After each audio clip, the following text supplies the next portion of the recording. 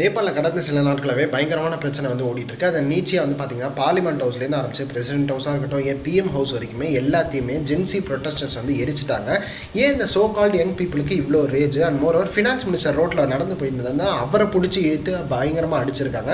And moreover இதுக்கான reason என்னன்னு பார்க்கும்போது நேபாள் கவர்மெண்ட் வந்து ஸ்ட்ரிக்டாக சோஷியல் மீடியா ஆப்ஸ் எல்லாத்துக்குமே ஒரு ரெகுலேஷன் கொண்டு வரணும்னு ட்ரை பண்ணுறாங்க. அதாவது மினிஸ்ட்ரி ஆஃப் கம்யூனிகேஷன் அண்ட் இன்ஃபர்மேஷனுக்கு கீழே வந்து இந்த ஆப்ஸ் எல்லாமே ரெஜிஸ்டர் பண்ணுங்க அப்படின்னு சொல்லிட்டு சோஷியல் மீடியா ஆப்ஸ் எல்லாத்துக்குமே சொல்கிறாங்க.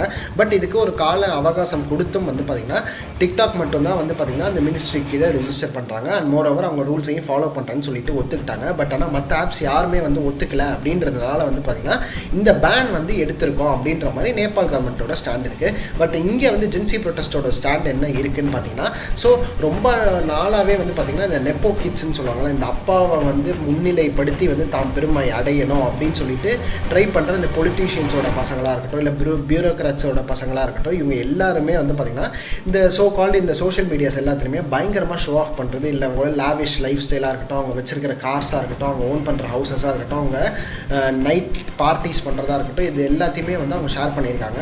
அண்ட் மோர் ஓவர் இது ரொம்ப நாள் நடந்துட்டு இருந்ததுனால ஒரு நாள் வந்து பார்த்திங்கன்னா வைட் ரேஞ்ச் ஆஃப் மீம்ஸ் வந்து பார்த்திங்கன்னா நம்மள மாதிரி ordinary people and ordinary young பீப்புள்லேருந்து வந்து பார்த்திங்கன்னா சர்க்குலேட் ஆக ஆரம்பிச்சு. அது வந்து பயங்கரமாக ட்ரெண்ட் ஆக ஆரம்பிச்சது நெப்போ கிட்ஸ்க்கு எதிராக. இந்த நெப்போ கிட்ஸ் வந்து பார்த்திங்கன்னா உடனே அவங்க அப்பாட்டெல்லாம் சொல்லி வந்து பார்த்திங்கன்னா இந்த சோஷியல் மீடியா ஆப்ஸ் எல்லாத்தையும் வந்து கவர்மெண்ட் மூலிமா பேன் பண்ணுறாங்க. இது வந்து இவங்களுக்கு ஒரு சாக்காப்படுதுன்னு சொல்லிட்டு ஜென்சி ப்ரொட்டஸ்டர்ஸ் வந்து ஃபஸ்ட்டு வந்து இதை கரப்ஷனுக்கு எதிராகவும் அண்ட் மோர் ஓவர் நெப்போ கிட்ஸ்க்கு எதிராகவும் இந்த ப்ரொட்டஸ்ட்டை சைலண்ட்டாக ஆரம்பிக்கிறாங்க செப்டம்பர் 4 பட் இப்போ ஸோ ஆரம்பித்த ஒரு நாள்லேயே வந்து பார்த்திங்கன்னா கிட்டத்தட்ட 19 பீப்புளை வந்து இந்த கவர்மெண்ட் வந்து சுட்டு தள்ளிடுது, எல்லாமே யங் பீப்புள். ஸோ இதனால பயங்கரமாக ரேஜ் ஆகி கிட்டத்தட்ட இந்த விஷயங்கள் எல்லாமே நான் ஃபஸ்ட்டு சொன்ன விஷயங்கள் எல்லாமே நடந்தது. அண்ட் இப்போ வந்து பார்த்திங்கன்னா இந்த சிச்சுவேஷன் மிலிட்ரி கண்ட்ரோல் கிட்ட வந்துருச்சு.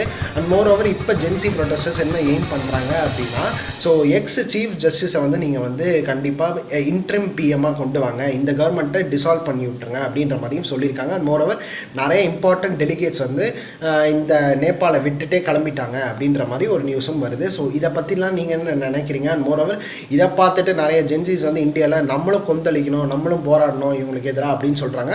ஸோ இது எந்த அளவுக்கு பாசிபிள், நீங்கள் என்ன நினைக்கிறீங்க இந்த சுச்சுவேஷன்லாம் பற்றின்றதை கீழே கமெண்ட் செக்ஷனில்